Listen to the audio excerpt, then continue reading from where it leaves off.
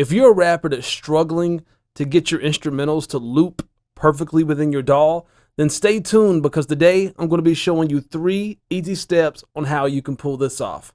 So without further ado, let's get it!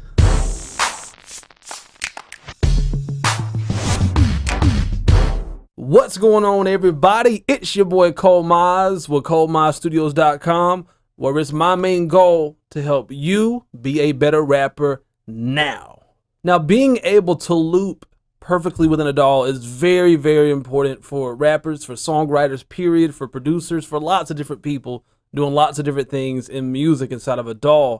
And the 3 main reasons why we need to be able to do this is, 1, it's going to help out with songwriting. So if you're in the middle of writing a song and you just want to focus on a certain section of a song, such as a verse or a hook, or even a section of a verse, like let's say 4 bars, being able to loop will allow you to set your beginning and ending points so you can just focus on those areas without having to keep stopping and playing and rewinding and stuff like that. So it's very helpful when it comes to songwriting and helping you have just more of a good workflow, less hassle, and just a more pleasant experience overall. The second reason why looping can be very helpful within a DAW is when it comes to recording. There's something called loop recording. Most DAWs have this function, but let's say that you're trying to lay down a section of a verse and you're recording yourself. And what you can do is you can set a loop point and set it to loop record, and it'll just keep going back over that same section over and over and over and over again as long as you want. And every single time it's recording a new take. And so once you're done, you can go back and listen to all your takes and then pick which parts of which ones you like the best. This is also known as vocal comping, when you can take multiple takes and split them together and stuff like that. That's another video for another day. But yeah, looping can also be very helpful when recording, especially also if you're in a situation where you're recording from home and you want to step away from your desk. Let's say your microphone stand is like behind me, for an example, like back there, and I don't want to keep running back and forth for every single tape. You can actually set loop recording so you can go knock out like 10, 15 takes and then come back and then do your little edits and stuff like that. And the third reason why looping is so powerful in a DAW is because you can actually rearrange sections of the instrumental. Let's say you have an instrumental that has 3 verses, but you only want to have 2 verses. Well, you can chop up the instrumental and rearrange it. Let's say you like the 3rd verse because there's something slightly different on that one, and you want to use that in place of the 2nd verse. You can, chop up the 2nd verse, delete it, take the 3rd verse, and move it into the position of the 2nd verse, stuff like that. So that's another very powerful reason why looping is very important to your workflow as a rapper. Okay, now let me jump into a DAW. Today I'm using Studio One. And I'm going to demonstrate to you the 3 steps that you need to take in order to get your instrumentals to loop flawlessly. So let's get to it. Okay, now the first thing that you need to do, obviously, is you need to import your instrumental. This is usually pretty straightforward, right? You can just go wherever your file is on your computer, literally click and drag in and drop it. Okay, now the thing is, every song is a different tempo, right? And tempo is basically speed or miles per hour. Your DAW, your software needs to know, hey, how fast are we going? This is the first step that you need to take in order to get your stuff to be able to loop perfectly. You need to know what the tempo of your song is. Now, sometimes this can be embedded into the actual file itself, but a lot of times we have to figure it out for ourselves. And so there's different ways to do this in different DAWs. So like, for an example, in Studio One, they actually use Melodyne to do this. If I right click on this and I say edit with Melodyne, it's going to bring up Melodyne and it's going to give me 2 numbers right here. 88, that's the tempo that my DAW is already set to down here. It was just set to that by default. And then 100 is what Studio One is saying that it believes the tempo is at. So, which I know is correct because I made this beat. And so I know for a fact this is 100 beats per minute. So I would just go down here to my tempo now, and I would type in 100. And once I do that, you'll notice some things slightly shift around on the grid. And that's because now the software knows it needs to make these adjustments to the speed itself. And so you can do this a similar way in FL Studio. Again, every DAW is different. Another very helpful tool I like to use as well is like DJ software. Like there's Serato, and I've actually been using this piece of software right here. It's called Mix Vibes, and I purchased this a few years back. But you can literally like drag in an instrumental, like I just did here. This is the instrumental for today's lesson, Bounty Hunter. And then if I go here, let me see where it's at, right here. It automatically detects the tempo. See, BPM 100, and it also detects the key of the song. And this is something I've been using a lot too. It's just like a second tool to double check to make sure the tempo is correct. Because DJ software highly relies on two pieces of information: tempo and key.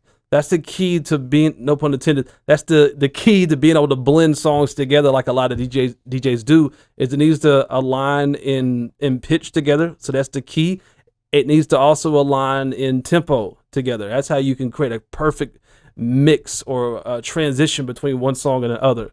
So that's another very helpful tool, is if you can find some DJ software. I wish more like DAWs were like this, like you load an instrumental in and it automatically just gives it to you. It's a little bit more involved than most DAWs where you had to take a couple steps. But detecting the tempo is key number one. That's the first step. Okay, tip number two is, now we're still not done. We still have some more work that we need to do. And the next thing we need to do is align the instrumental to the grid.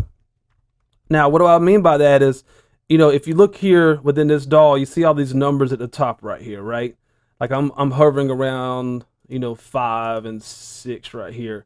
So that's bar number 5. So if I zoom in a little bit further, I'm gonna see some more numbers pop up. Now we see 5.2, 5.3, 5.4. Those are the beats within this bar. Okay, so whenever you see like a whole number like 6, that means that's beat number 1 of bar number 6.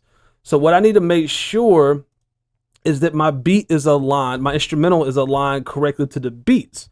And one thing that happens with a lot of instrumentals is there's like a pause added at the very beginning of an instrumental, which will throw this off the grid. Now let me double check that here and see if we have that issue here with this beat that I made. Oh yeah, by the way, again, this is an instrumental I produced called Bounty Hunter. It's a new beat. If you're digging this and you want to get it and also support the channel, you can just click the link in the video's description below. All right, so here we go. Let me play it around where the beat drops. Did you see all these spikes right here? This is what we call transients. And usually the biggest spikes are usually kicks and snares. And typically kicks land on the first and third beat, and snares will typically land on the second and fourth beat. All right, and we're going to use that information to help us out here with doing this correctly. Let's play this. 2,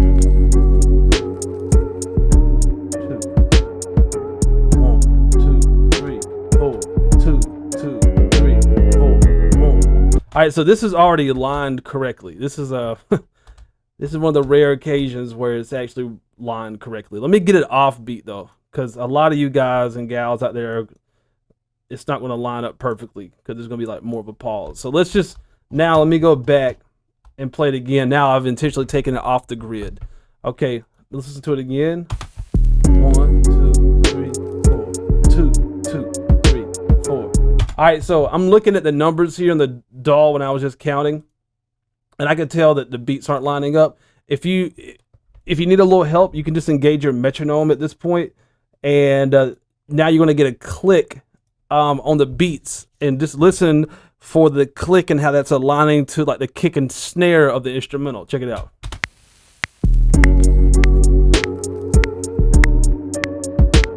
You can hear how it's not connected. Mainly try to focus on the snare.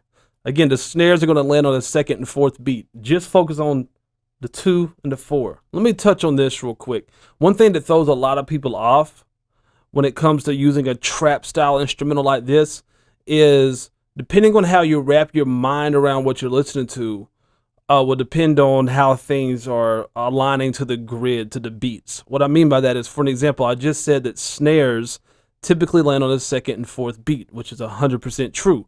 But trap style instrumentals are like a hybrid.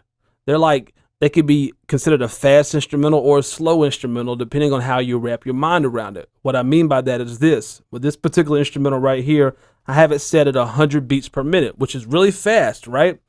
But if I count it at 100 beats per minute, you're not going to hear 2 snares per bar.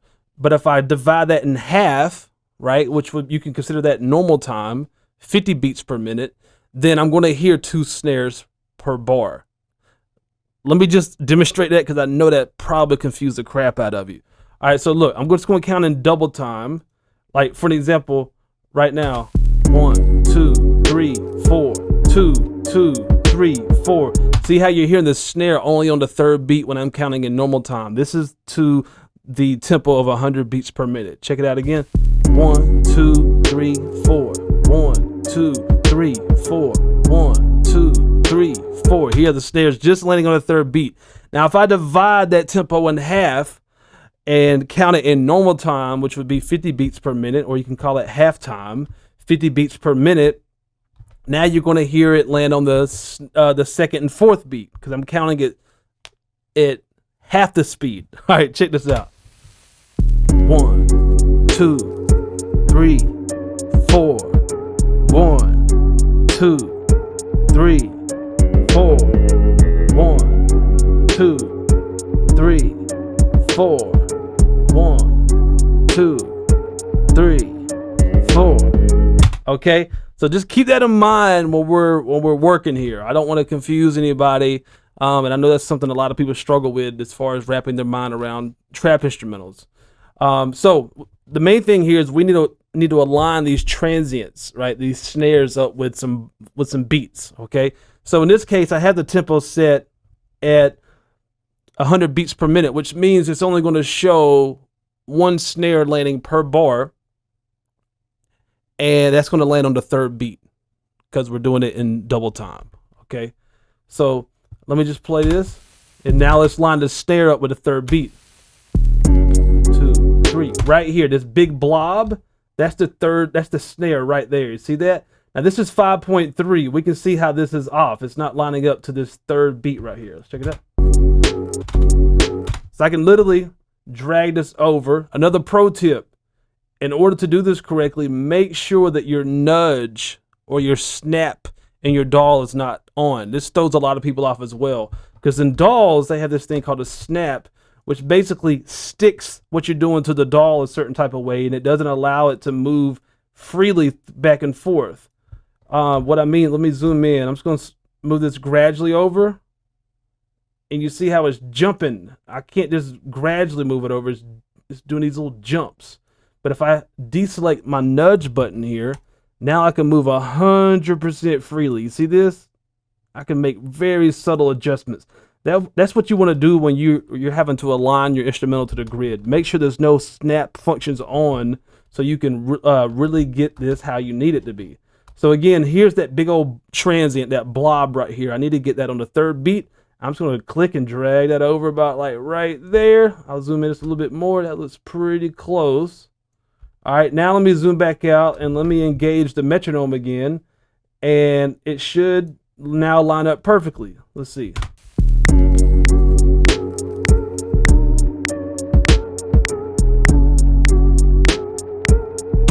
And let's compare to before. I'm going to keep the metronome on. And this is how it sounded before. You hear that's off? All right, so I believe we have it locked on correctly. Now, while we're here, something else I always do is double check towards the end of the instrumental with the metronome on, because if it is slightly off the grid, it's going to get more and more off as the instrumental continues to play. So it'll be most noticeable if it is off towards the end. So this can help you make any slight timing adjustments to make it a little bit more tighter. All right, let me zoom out of here a little bit. I can just tell by looking at it, this is probably the snare. And it's landing on the 3rd beat, but let's just listen.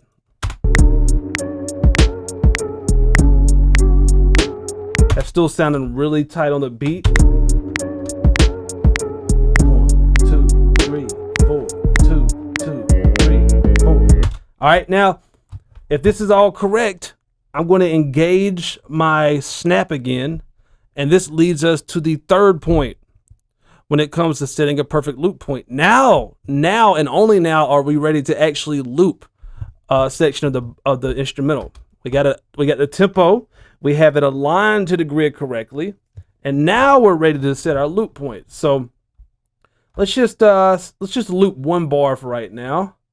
And now in most DAWs, let me slow down. In most DAWs, you'll click up here around the numbers and you can create a loop point there. If you notice, like in Studio One, for example, I get a different cursor. Once I move up here, I get a little pencil tool, and that's indicating to me, okay, look, you can now draw your loop point.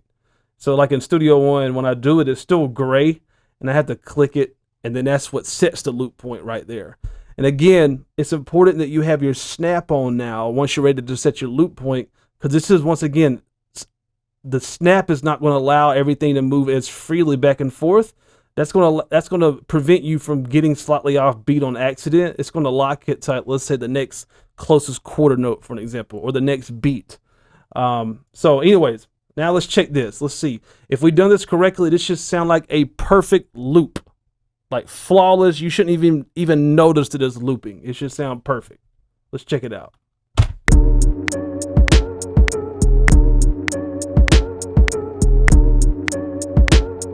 All right, sounds good. Let me take it back and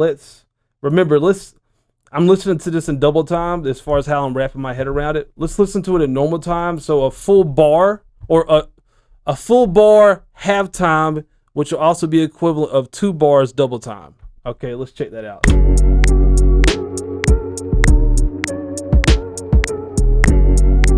All right, let me disengage the metronome now. Sounds good.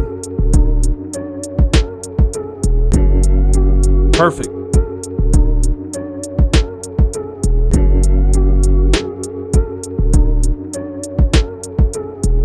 And now this is set.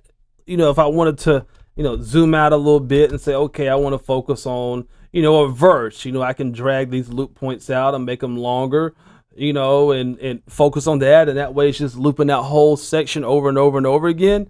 If I wanted to do some loop recording, let me just demonstrate that to you real quick. Let's see, I'm just going to do 2 bars here, and check this out. This is a really cool function in Studio One. So if I just hit record, watch, I'm just going to bladder when the cat's on the patient, pop when the grime on my editoriation, fight them on the app at the copper napper, no ripper, some nipper coat up and napper, no rapper topping. Let it from the cast on my praising, pop on that call on my editoriation. So if I hit stop, then I can go here and it's actually recorded layers and I can select different takes that I just did. How cool is that? Right? Or I can right click here, and this is different in every DAW. Keep that in mind, but this is just how it works in Studio One. But I can go up here and I can say unpack takes to either new layers or new tracks. I'm just going to put them on layers for right now, and boom, that's all my 3 recordings right here. That's take 1, take 2, and take 3, all from just looping, right? That's super powerful, man. It's so convenient. It's beautiful. And another really cool thing, man, is chopping up an instrumental. So within this particular instrumental, the way that I made this beat is I did something pretty cool here towards the end, where I changed the whole vibe of, after the last hook, the whole vibe of the instrumental changes. Like, so the main melody part, I double it. And so it's twice as aggressive. So let me play that. I believe it's right here. Yeah. So let me play it towards the middle of this hook and watch how it changes.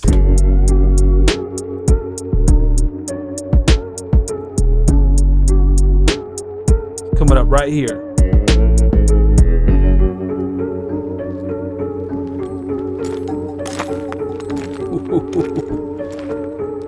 Check it out.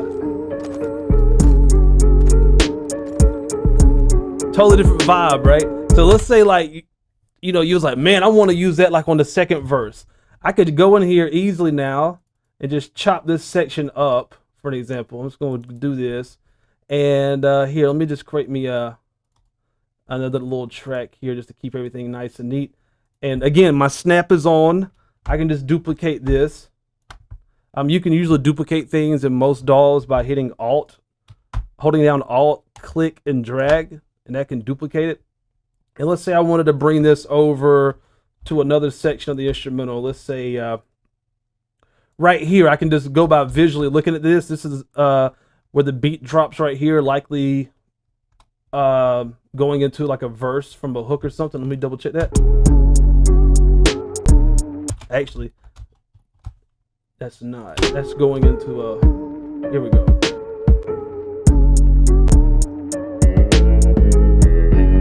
Yeah, right there. That right there is going into a new verse. So let's say I wanted to bring the very end of the song in after that section. So let me just line this. All right, so now I can, again, the nudge is selected, so it's snapping everything. And now I can zoom out, and just to demonstrate this real quick, I can just cut those two parts, mute this guy here. And now, see, this is the part I just brought from the end of the instrumental. Let's take it back now and play it leading into it. And again, it should sound perfect because we've got everything aligned to the grid correctly. We have the tempo and all that perfect. It should sound pretty much flawless. Let's see.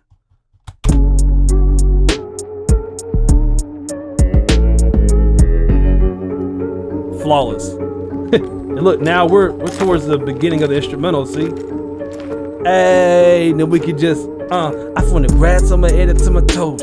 Hide it to my epinome, and then on my Logan. Hey, on the brass on my head on my Logan. Hey, you know, on the edit to my social. You see what I'm saying? Powerful stuff, man. Powerful stuff. So just to recap, the three main reasons why looping is so powerful. One, it helps with songwriting so you can focus on certain sections of a song.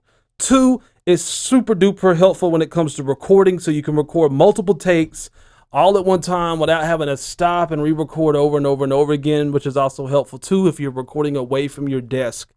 Three, it's also very helpful when it comes to chopping up an instrumental and rearranging an instrumental if you wish. Now, the three steps that you must take is, number one, detect the tempo. You can do this in most DAWs, so just Google how you do this in whatever DAW that you're using. Or also consider using some type of DJ software. Those are very easy to use when it comes to detecting tempo as well. Step number two is we need to align the instrumental to the grid. Sometimes there's pauses that are placed at the very beginning, and because of that, it may offset the instrumental a little bit on the grid. So be sure to deselect the snap function of the DAW, and then you can freely move things around. And so focus on the transient, usually of the snare. Typically snares fall on the second and fourth beat if you're counting things in normal time. If you're using an instrumental like in today's case and we're counting in double time, then that snare will land on the third beat. One snare per bar will land typically on the third beat if you're doing something in double time. And tip number three is set your loop points. Now, we've already alluded to this in the last tip, but setting your loop points, you know, you typically draw those towards the top of the DAW where you see your numbers. And in order to engage them after you draw them, sometimes you have to click them and it'll change a different color, and that's signifying that it is engaged. And again, when you're drawing loop points, make sure that you engage the snap function or the nudge function. It's called different things in different DAWs. Make sure you engage that. That way you know you're getting even selections when you make your loop points. If you don't do this, it will allow you to draw slightly out of a bar and it won't be an even loop. You want to make sure your loops are for even bars, right? Like a 1 bar loop or a 2 bar loop. So there you go. That's how you can loop an instrumental perfectly within your DAW. I hope this video was helpful. I know, me personally, this is something I struggled with for a long time. When I first got into this whole music thing, I was, you know, working in DAWs and stuff for years, honestly, for years before I even realized how important it is to set the tempo and align things to the grid correctly. I mean, it's so many, it caused me so many headaches and so much wasted time for so many different reasons. And so this is like one of those game changers that made my life as a rapper, a producer, just everything so much easier. Let me know though, are you someone that struggled with this? Has this given you a couple of gray hairs? And if so, like, which one of these tips do you think is going to be most helpful to you when you try to rectify this issue? And if you're new to my channel, again, my name is Cole Mize. Welcome. Thank you so much for watching this video. before you leave, make sure you get yourself a copy of my ebook, The #1 Fundamental to Rapping. It's an ebook that I wrote to help up-and-coming rappers get a jump start on learning how to rap. And it's an easy read. It's something you can read within 15, 20 minutes. And it's going to share with you what I believe to be the #1 fundamental to rapping, which will cause your listeners to be hooked from the very beginning all the way to the end of your songs and still leave them wanting more. So you can get that by clicking the link at the top of the video's description below. Again, my name is Cole Maz with ColeMazStudios.com. And always remember, when it comes to rapping, there's no rules. There's only techniques. Peace. Hey man, you see that subscribe button right there? Kill it, kill it, kill it, kill it, kill it, kill it, kill it. Oh, and don't forget the bell icon. Kill it, kill it, kill it, kill it, kill it, kill it, kill it. Hey, I know you see that like button, right? Kill it, kill it, kill it, kill it, kill it, kill it, kill it. And look at yourself in the mirror and tell yourself, today I'm gonna kill it.